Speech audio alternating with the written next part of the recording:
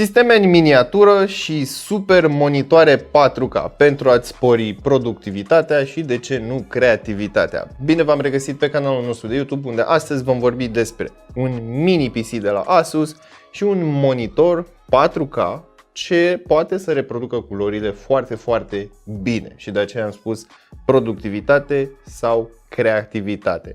Evident, cele două nu se pupă neapărat foarte bine, pentru că un mini PC evident nu o să aibă puterea de procesare a unui desktop în toată regula, dar setup-ul este foarte minimalist, mi s-a părut destul de interesant cât să vi-l arăt și vouă. Și hai să începem cu mini PC-ul, pentru că este mic, este drăguț și încape în palmă.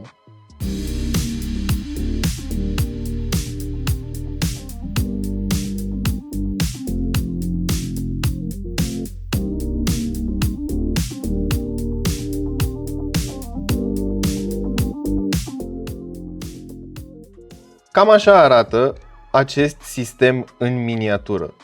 Uită-te puțin la el cât de mic este. Efectiv, nu am glumit când am spus că încape într-o palmă. Și eu am mai văzut sisteme în miniatură de-a lungul timpului, dar tehnologia a evoluat atât de mult încât uite cât de micuțe arată. Hai să vorbim acum și despre configurație. El se numește PN62. Varianta pe care o am eu aici este cu i5, generația 10, însă se poate configura și cu i7. Atenție, nu este un procesor full desktop, este varianta U, similară cu cea pe care o găsim și în laptopuri. De ce? Pentru că este mult mai ușor de răcit și nu consumă atât de multă energie. Acest mic pachetel este făcut din plastic, dar îmi place că aici pe partea superioară avem un finisaj de aluminiu periat. Nu este aluminiu, este plastic, dar îmi place foarte mult această atenție la detaliu. Pe partea din stânga,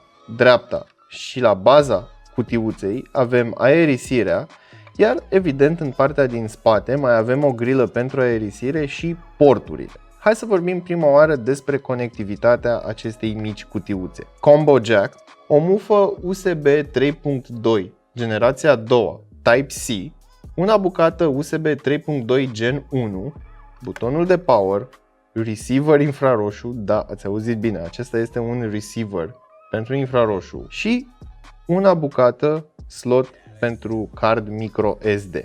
Aici și aici sunt două găuri pentru microfon. În cazul în care ai o convorbire online sau vrei să o folosești pe Cortana pentru a adăuga în agenda, eu știu, diverse întâlniri sau ce alte nevoi mai ai tu. Hai să aruncăm acum o privire și pe partea din spate, unde mai avem ceva porturi. Am să încep cu mufa de alimentare, încă două USB-uri tip A, RJ45 pentru internet, încă un USB Type-C, de data aceasta cu suport pentru display, deci practic putem conecta un monitor direct pe această mufă. Mai avem un HDMI și un DisplayPort. Ce mi se pare interesant la acest port în particular este că dacă ai un business și faci comandă la Asus de mai multe sisteme de genul acesta, poți configura acest port cu Thunderbolt, DisplayPort, ca în cazul acesta, sau VGA, după nevoile fiecăruia. Bun, iar acum puțină magie de la Asus. Tada! Uite, așa se deschide.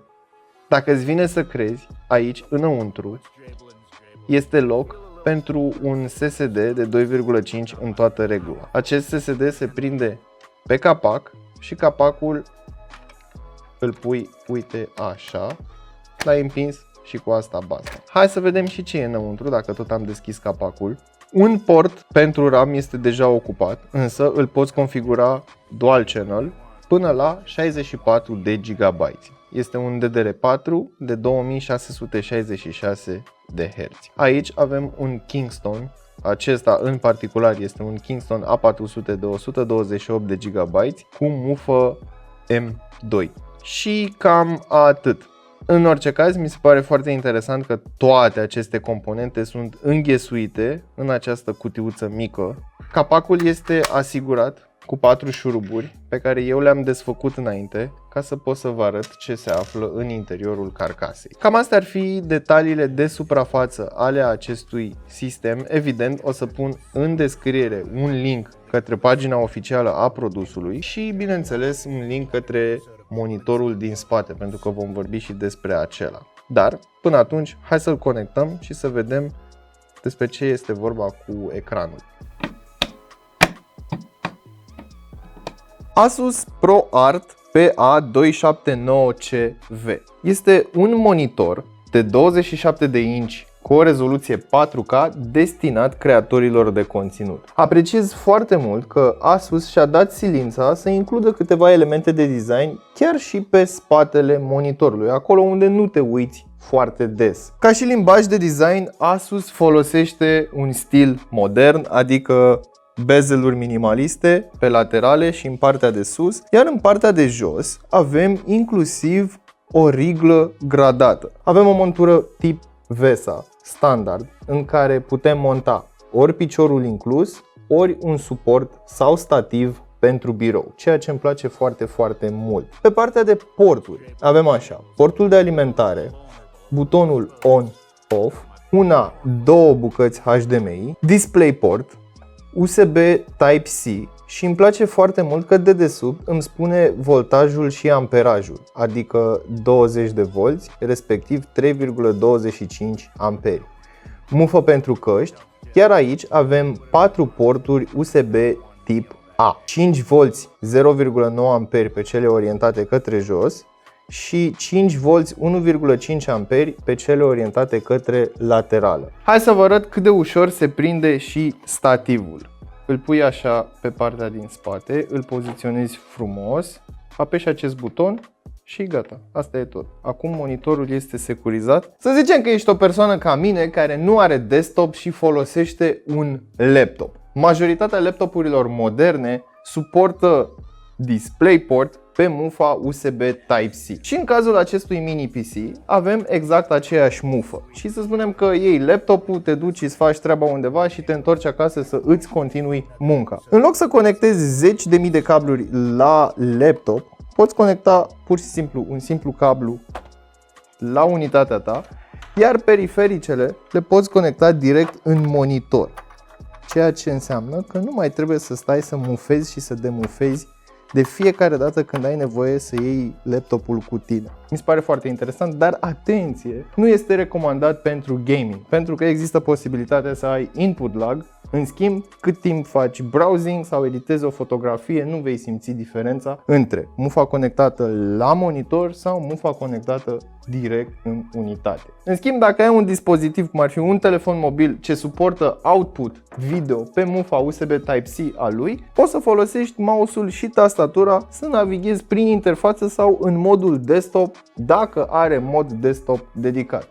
Cât de mișto e chestia asta. Monitorul este dedicat atât entuziaștilor cu înclinații către alta digitală sau, de ce nu, chiar și profesioniștilor. Panoul acoperă 100% spectrul sRGB și Rec 709. Acesta este calibrat direct din fabrică. În meniul principal se regăsesc opțiuni pentru a schimba ușor profilul de culoare în funcție de nevoile fiecărui proiect. Tot aici se află și preseturi specifice serii ProArt. Acuratețea de reproducere este foarte bună pentru segmentul lui, dându-ți posibilitatea să observi în timp real cum va arăta proiectul la final. Pentru un plus de ajutor în alinierea elementelor, în afară de rigla de la baza ecranului, din setări poți activa diferite leere de încadrare, precum A4, regula de 3 sau riglă digitală. Dacă ești pasăre de noapte sau te lovește inspirația după ce apune soarele, poți activa filtrul de lumină albastră pentru o experiență de utilizare mai puțin solicitantă. Mai mult, ecranul încorporează și tehnologie flicker-free pentru a diminua oboseala ochilor. Ei bine, cam asta ar fi și pentru ziua de astăzi. Sper că v-au plăcut cele două produse de la Asus pe care le-am prezentat, chiar dacă nu au legătură directă unul cu celălalt. Mi s-au părut interesante, așadar am zis că am să fac un videoclip cu amândouă. În mod particular mi-a plăcut mini PC-ul pentru că este compact,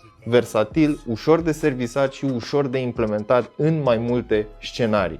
Dacă vrei să ai un Smart TV overpowered, îl poți monta inclusiv pe montura VESA din spatele unui monitor sau al unui TV obișnuit, ceea ce mi se pare din nou foarte interesant. Poți să-l uiți în colțișorul unui birou și ai un office machine super compact și discret. Prețul acestuia începe de la 2200 de lei și crește în funcție de configurație. Mare atenție că există și variante fără spațiu de stocare și fără RAM. Așadar, atunci când achiziționezi un astfel de mini PC, mare atenție la ce cumperi. Pe partea cealaltă și monitorul mi-a plăcut foarte mult pentru că este un element esențial atunci când vrei să ai o calitate a producției foarte bună. Prețul lui se învârte în jurul sumei de 2500-3000 de lei în funcție de perioadă, magazin, stoc și așa mai departe. În schimb, pentru banii aceștia nu primești un monitor de gaming, ci primești un monitor ce poate să-ți reproducă culorile cu acuratețe foarte bună. Cam atât pentru astăzi, până data viitoare știți ce aveți de făcut, nu uitați să verificați descrierea pentru linkuri utile și prețuri actualizate și evident dați-vă cu părerea despre aceste două produse în secțiunea de comentarii de mai jos.